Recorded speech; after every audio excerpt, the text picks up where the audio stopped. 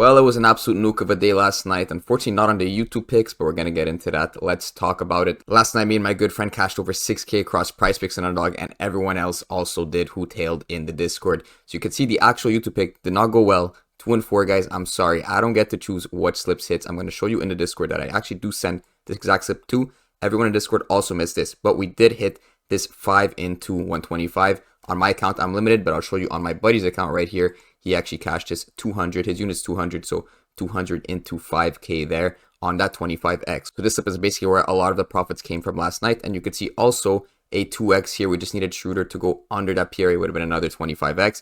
And then a 5x here. We got one push line. One DNP on 810 hasn't been playing recently and cashed every other thing. Also, because of the insane success I've had in the past 3 days, I will be running a giveaway. All you have to do is like and comment on this video. Also, watch till the end because there's going to be a ton of educational content. I'm going to be drawing 3 winners in tomorrow's video for a trial on the Prizepicks plus Underdog package. Now, it's crazy because these are the slips I put on my account, yet the one I gave in the YouTube video did not do well. Why is that, guys? I'll show you in the Prizepicks tab, guys. I still send a slip. This is the exact same slip. I sent it to the Discord. It was actually the first slip of the day. I shared it with you guys on YouTube for free. This Dylan Brooks slip is also another slip I sent. This one ended up 2xing. If I would have gave this slip instead, like, I don't really know exactly what slip's going to hit, what's not. That's why I play a lot of volume. And overall, we played 14 slips on Prizepicks last night. So I don't really know exactly which one's going to hit for you guys to really cash you out. You see, this one was the 2x, and then this one was the 5x right here, where my buddy turned in 200 into 1K. And then lastly, the 25x was in the first 4 slips. Paul Reed under, Kevin Durant over rebounds. It was this slip right here, 200 into 5K. On Underdog, it was a very similar success night. This was the 26, so everything above is a 27. You see some red. You see quite a bit of red here. First 6 slips chalked, but then you see 3 green slips in a row. 100 into 600, 100 into 600, 100 into 600. On Underdog, I'm actually allowed to put $100 down per player. On Prizepicks, as you know, if you've been watching the channel for a while, I'm at the $5 per slip, so a max of $25 per day, which is basically useless. So that's why I just share the slips in the Discord so other people can cash. But anyway, on Underdog, I hit 4 6x's and it was over 11 slips. So if I pull out my calculator for you guys right here, we hit 4 6x's and I made 600 per slip. So that's 2.4K back to me. But obviously, I spent money on those slips. I spent $1,300 because I put $100 per slip. That's $1,100 of profit. And that's exactly what transfers over to my publicly tracked sheet here, 11 units on Underdogs. A lot of people say you play a lot of slips, but you don't hit that often. Well, yeah, if one slip's paying me 6x, that means I could miss 6 slips. And on Prizepicks, I could miss up to 25 slips because we're getting paid 25x. If I show you what happened on Prizepicks, we hit to 125x, 15x, 4 2x's, 4.4x's over 14 slips. That's a profit of 25.6 units. And if you guys don't understand that part, I'll just show you an example of my boy who made the 5K last night. So with these results here on the $200 unit, he made 200 times 25. So that's the cash in 5K. Of course, it's not profit yet. I'm going to get into it. Then we got 4 2x, which is 400 times 4 because you're getting double up on that 200. So he's at 7.6K in return so far. Then finally, the 4.4x's on that $200 unit puts him at 7,920 in returns. When you subtract the slips we placed, that's 14 slips times that $200 unit. He still profits 5.1K. So that's obviously on a very large scale, $200 unit.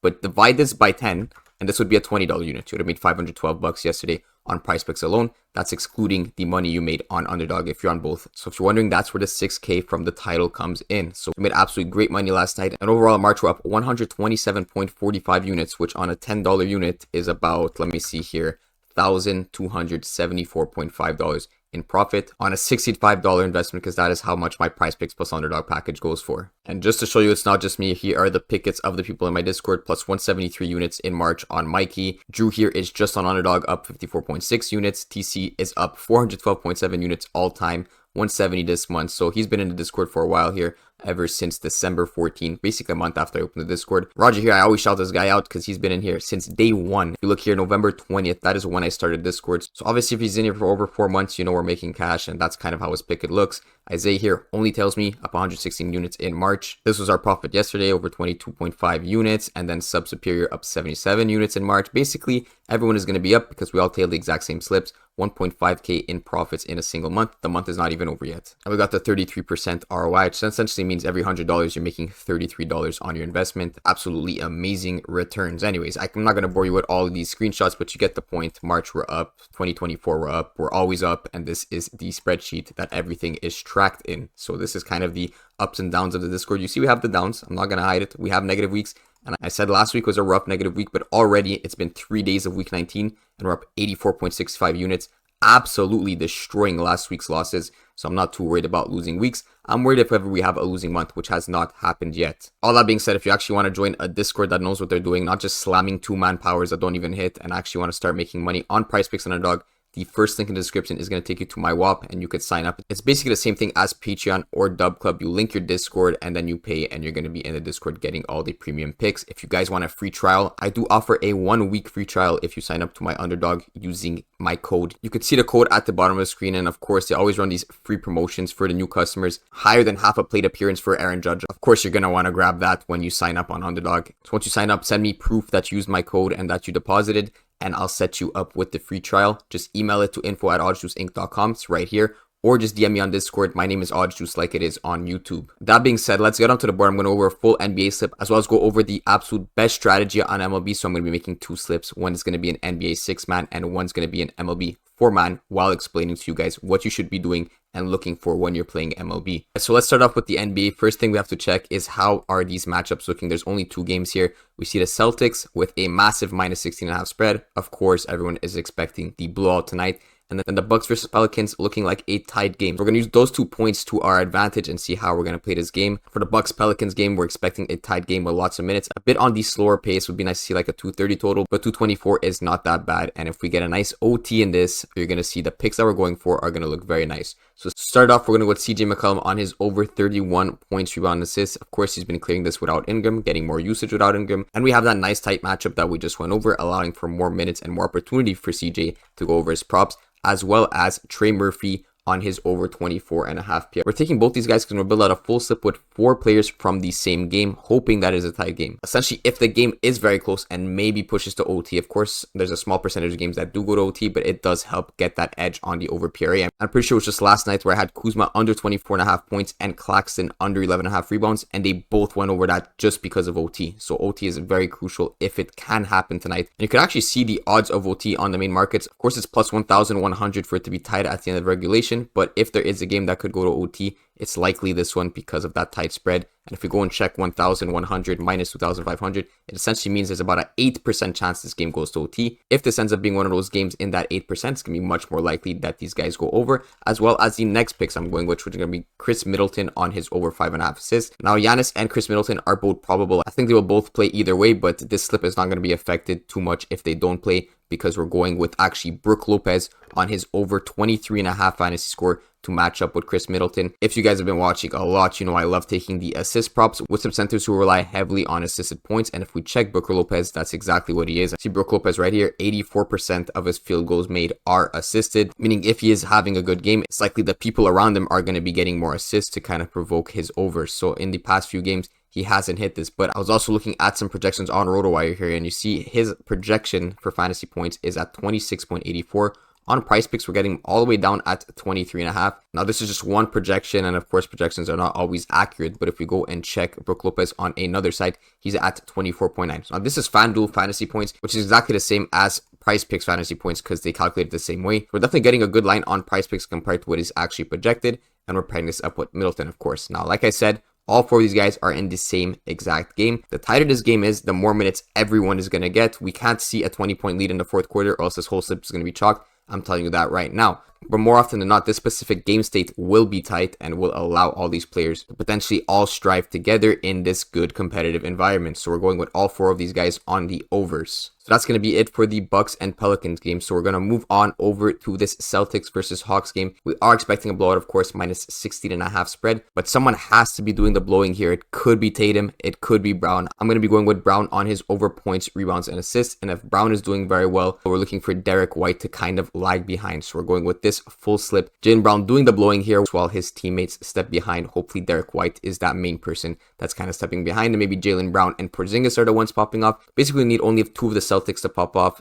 Hopefully one of those is Jaylen Brown, and the ones that are lagging behind, maybe Derek White and Drew, for example. So that is the slip for NBA, but we're still going to go over a MLB slip for this official opening day. MLB, the best strategy, like it was in NFL, is correlation, and the correlation in MLB, I think, is even stronger than NFL. If you guys were not around on Prizepicks in January, basically everyone was jamming over receiving yards with over passing yards. think Mahomes into Kelsey into Rice, right? You grab Mahomes on his over passing yards with Kelsey on his over receiving yards and Rice on his over receiving yards. Of course, if Mahomes is passing like crazy, it's very likely that the receivers are going to be going over their receiving props. So it's a very similar concept in MLB. Of course, it works differently. It's a completely different sport, but you want to be eyeing the hits, runs, RBIs props, as well as the total bases and the RBI props. Now, on the RBIs, all we see is demons, so it's absolute garbage. Don't take any of these. Hits, runs, RBIs is where you want to be looking at. If you check the Chicago White Sox game, for example, you want to be taking guys from the same lineups on their over hits, runs, RBIs. It's super easy to understand why. I'm going to explain it in this video. You specifically want to take guys that are kind of in the same batting order. So something like a 1-2-3 or a 1-2-4. You don't want to take the 2 and the 7, for example, because it's more rare that they're going to be batting within the same inning. So you definitely want to take guys that are aligned up against each other. And if you go and check the bases, let's say we have a hitter who ends up on first base. That's already a hit for him. So he's getting 1 out of 1.5 hits, runs, RBI. Then we have the next batter who's also in our lineup for over hits, runs, RBIs. If he gets a hit, maybe he goes to first, the guy that was in front of him goes to second. Let's say for simplicity's sake, the third guy gets a homer. Well, now we have the guy on second who's going to get a run. We have the guy on first who's going to get a run. And those guys just completed their over hits, runs, RBI because they got the hit here, they got the hit here, and then they got a run each. So that's 2 each for them. Then the guy who homered not only gets a run, he gets 2 RBIs. So he obviously clears his line. So in one single inning, you just had 3 guys within the same entry that cashed. Now, as I explained, for the guys you're taking, you want them to be close in the batter lineup. So if you go check Andrew, for example, he's the first batter, but the next 3 guys are third, fourth, and fifth. So I would rather stack these 3 guys here and remove Andrew because these guys are more likely to be batting together. Yes, it's possible, like in the first inning, these 3 guys go out, but within the game with 4 at-bats, or maybe even 5, it's likely that these guys are going to be batting behind each other eventually. So like if Andrew walks, for example, he strikes out, this guy gets a hit, then you see already the 4th guy is going to be lined up with Louis here. And then if Jimenez hits, for example, you got the perfect scenario where Louis is on second, Jimenez is on first, and then maybe Vaughn is batting them in for that run. So very simple concept. You take the hits, runs, RBIs of guys within the same lineup. Now, it doesn't always have to be hits, runs, RBIs. You could also go with hitter fantasy scores. So if I swap out the 1.5 hits, runs, RBIs for 6.5 fantasy score, it's going to be similar because the scoring chart for this is just a single is 3 points,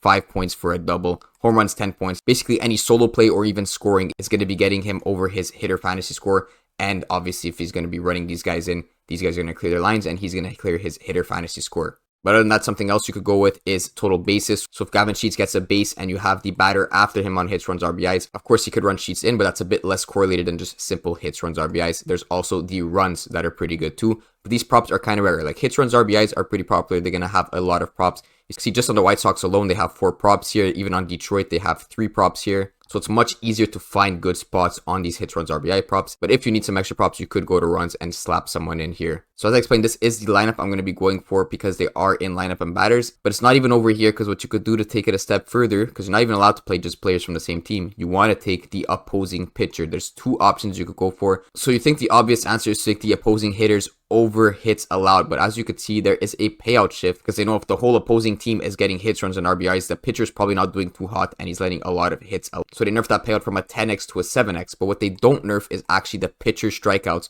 which I think makes even more sense. If you grab less on the opposing pitcher strikeouts, you still get that 10x payout, which is not nerfed. And the reason I kind of think this is actually better is because when a pitcher's not doing well, they could get subbed out. Imagine these guys are clearing their lines within the first 2 innings. You're going to see Scubal is going to get subbed off very quickly, which means he's going to be going under his pitcher strikeouts because he's not going to have enough playtime to actually go over his pitcher strikeouts. And on top of that, if people are getting hits, runs, RBIs on the other team, it's probably because the pitcher is not striking out, which means he's allowing a lot of walks, or even more likely, he's allowing a lot of hits, which is going to fill up these props. So this is literally perfectly correlated. There's no better way to play MLB. It's so much better to take 4 players from the exact same game that rely so heavily on each other. Like, yes, this will go 0-4, but it doesn't really matter if it goes 0-4 because you only get paid if you get 4 out of 4. So even if you're getting 3 out of 4, 2 out of 4, who cares? You want to go for that 4 for 4 absolute perfect payout. That being said, I actually don't even recommend playing slips like this because eventually you're going to get your account limited. So as I just explained with NFL, a lot of people abuse that correlation between QBs and receivers. And what happened is eventually they got accounts like me where you can't even put $10 on a slip. The max you could do is $5. 5 times, so $25 a day. A lot of people are on similar limits because they abuse correlation.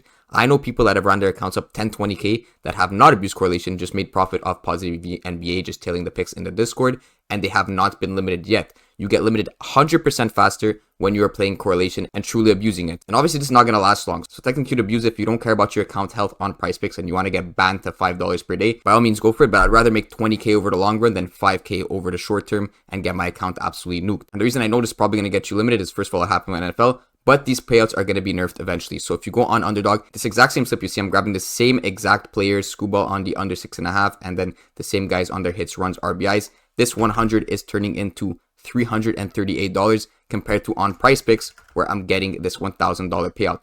Obviously, it's absolutely broken. I don't recommend abusing it, but guys, do what you want with this information. I'm going to be playing this clip just once just to go over it and show you guys how it works. Maybe it hits tonight, I'm not sure. But when you're doing this over and over again, you're definitely going to be hitting well over 1 in 10 slips. It's absolutely broken, and there's so many MLB games, and they're happening every single day. So obviously, Prizepicks is not going to let this slide for too long, but I thought I'd share it with you guys either way.